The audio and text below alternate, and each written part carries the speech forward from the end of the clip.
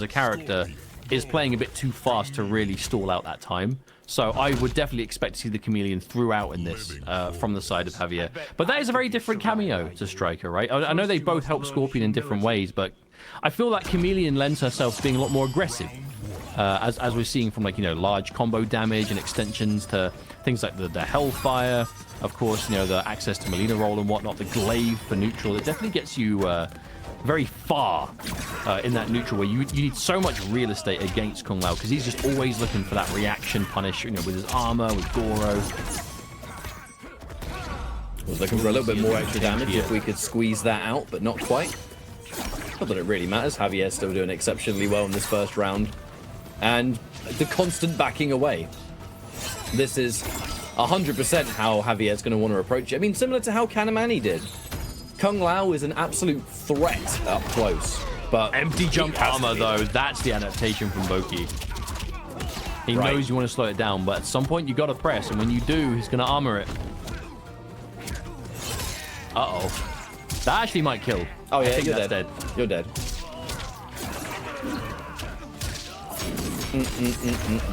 Oh, just enough. That is awareness of damage. And able to keep all of his meter too. Importantly. Oh, Goro hitting made the glaive not come back. Yeah, Chameleon took a hit, so the glaive's not going to return. Plus frames. Boki, a big fan of that string. Can't quite remember the input, but I know that it is plus, I believe. Sticking out those individual buttons. A Goro misses. Beneficial for Javier because now he hasn't got to worry about Goro for a considerable amount of time. Even this, Kung Lao has to do it all on his own, and even then still has no Goro. By the end of this combo, it's going to be Jade mode for the most part, unless we can squeeze out one more Melina overhead. Nope, it's Jade. Glaive. Whoop. Oh, hello. Flame into leap, maybe. Here's Katana. Oh, the whiff though, Boki. He tried something specific, but I think that's what he wanted. Oh, huge anti-air. That's it. What an anti-air from Javier. Clean as a whistle. That's going to end game number 1. My goodness. I feel like we so rarely get to see Javier even do that anti-air because he rarely stands at a range that he can get jumped in on. But when you do, my goodness. When you're at back 2 distance, it's a very scary anti-air. Very, very. And even here, you know, using the Chameleon. Just every occasion there's something. Whether it's you get those confirms, it's either going to be button into bull roll, it's button into glaive, it's button into ground fire, into fan lift. Like, he can get big damage off any conversion, regardless of what the disguise is at the time for Chameleon. And that just comes with experience. He has played so much Chameleon cameo that it allows him to be so unbelievably versatile. And that's what Chameleon gives you. She has so many different tools that every character has, but you have to be able to juggle them efficiently. Oh, actually spending both immediately from Javier. He really wants something big, and he wants it soon. I mean, the cooldowns aren't that bad. Already got a fan lift. Punish? No. By the time Chameleon's back, it will be Jade available. Now the aggression begins. Armor immediately to answer back. Not an amazing answer though is to armor that, because the strike itself does about, like, what, 60-70 damage, and then the armor's not a huge amount more than that. So it's good if you've already got a life lead, I think, but not on. Oh my god, that was so good. Oh no, he dropped the combo. Never mind. Still though, has the life lead. There it is again. Goro, cheeky. You think I'm punishable? Here comes my giant friend. Oh, actually wasn't ready to pick that up. But that is, you know, Javier's going to, like, the layers. Yeah, it is layers. It's something when he notices that you're starting to jump a lot. Oh, what a catch. That's what he tried to do versus Kanamani, actually. That is the same thing he tried. Acknowledges that. Oh, the trade! That is one thing fan lift does. It just puts you in a fresh animation regardless of if you've been hit. That was a full combo trade, my friends. That is a lot of damage to get off of practically full screen ground fire that he got a hit doing. Full combo trade, mate. Thank you, Chameleon. The breaker. Boki has to do this the old-fashioned way. It's just me and my good friend Goro. The duck. Ugh. All right, combo number 1. Weird ender. I think it was prioritizing the meaty over the ender, to be honest, but Javier manages to squeeze out. There's the adaptation. Last time we saw Boki go for the crouch.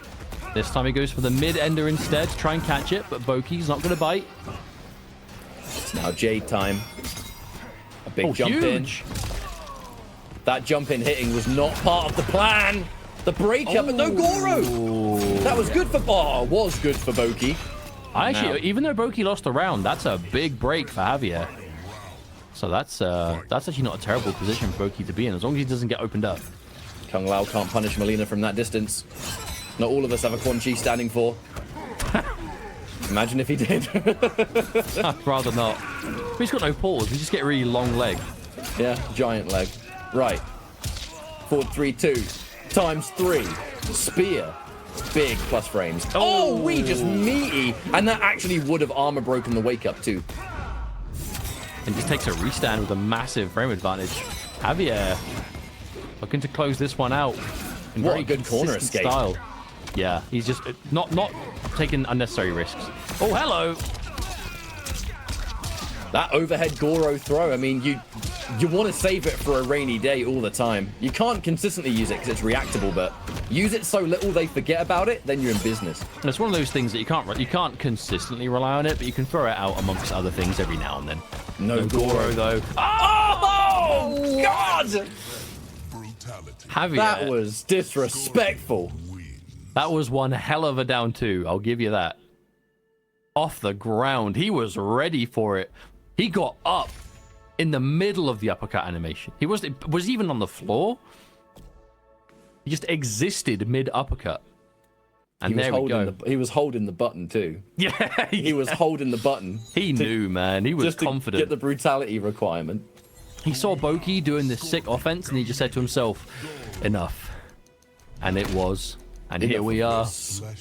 Game 3. This game is mine. That's all you need to know. I thought most people won't get that. Is that why you down 2'd me? Alright, you're fighting too hard now. Enough. Game 3. Games with my cameo. Game 3.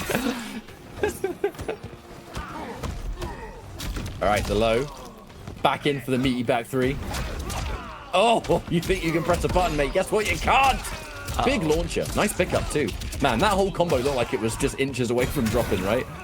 Well, there are a lot of those ranges where Lao players, they'll actually forego the ender, because if they try and end in the flurry and it misses, they end up full punishable. But Boki, he knows.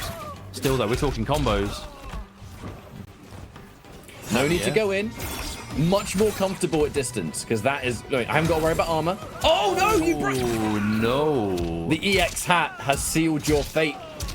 Standing for fatal blow. This doesn't kill, right? I think it does. It's 950 health. No, surely not. 950 health, mate. No, I think he's alive, but now EX Hellfire is a big problem.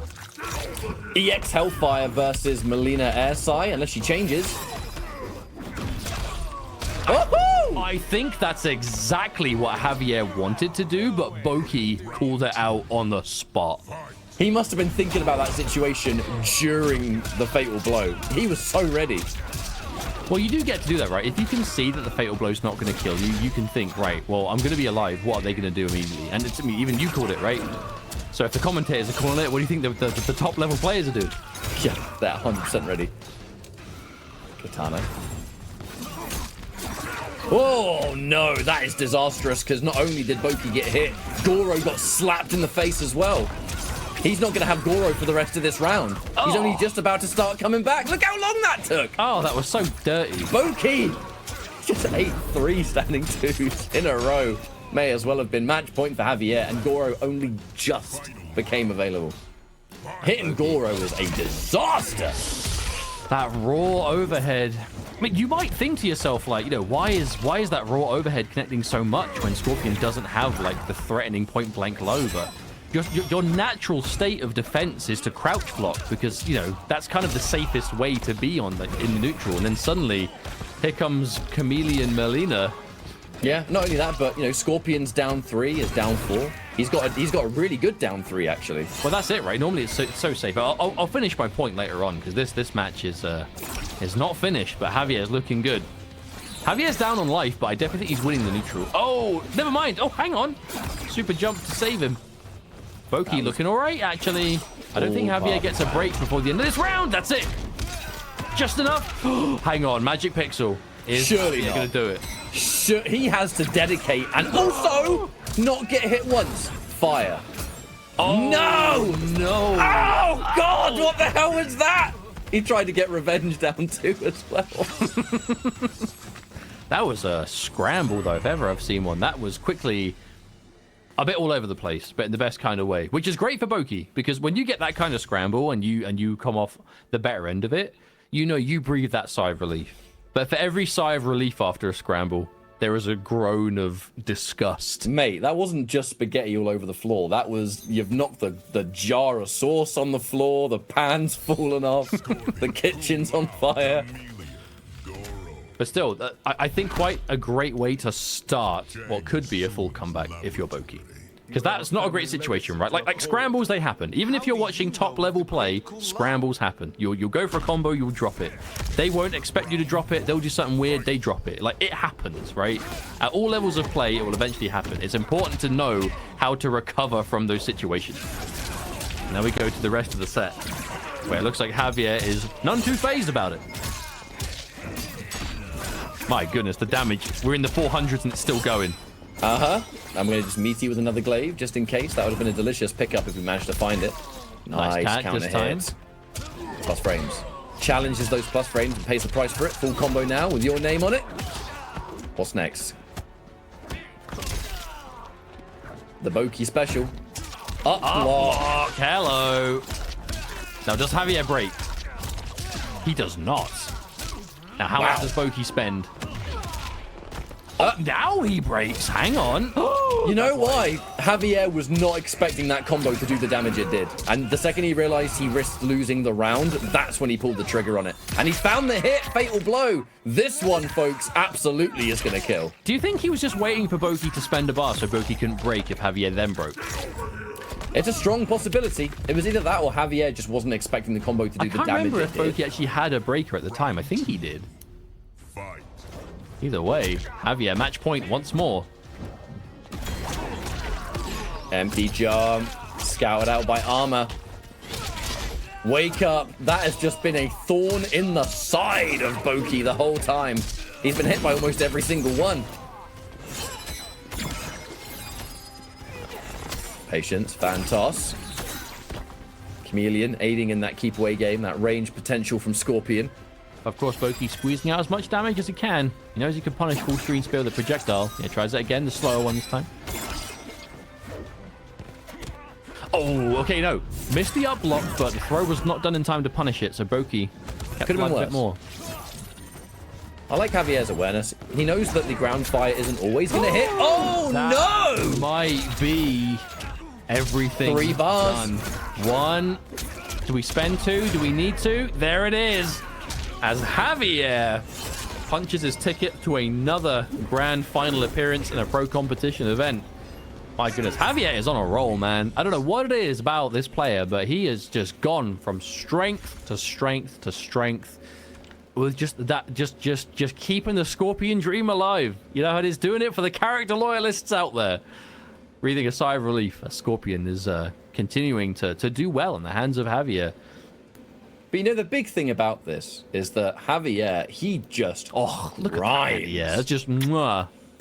He just so grinds, man. Like, he plays. I feel like if you were to look at it statistically, he must be in the top 5 of players that have hours in Combat League logged. You know what I mean? Like, he must be. Kind of reminds me of, like, going into Evo, the second year. Excuse me, sorry. Choking on my own rage here. Tweedy in Injustice 2, like before the second Evo, where he had the highest amount of playtime online than anyone else in the world. It's like, it's a testament to players that are just practicing over and over and over. All I'm going to say is I wouldn't be surprised if Javier, on that flight to Brazil and back, had like a Steam Deck and tried to connect it to the in-flight Wi-Fi so he could play MK1 while he was on the flight and back. On the plane. I watched movies on my plane, and I slept a lot.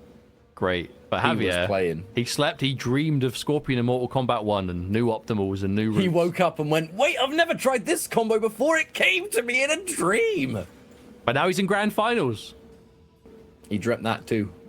Kanamani, winner's side, MKJavier, of course, has to run it back on the loser's side, reset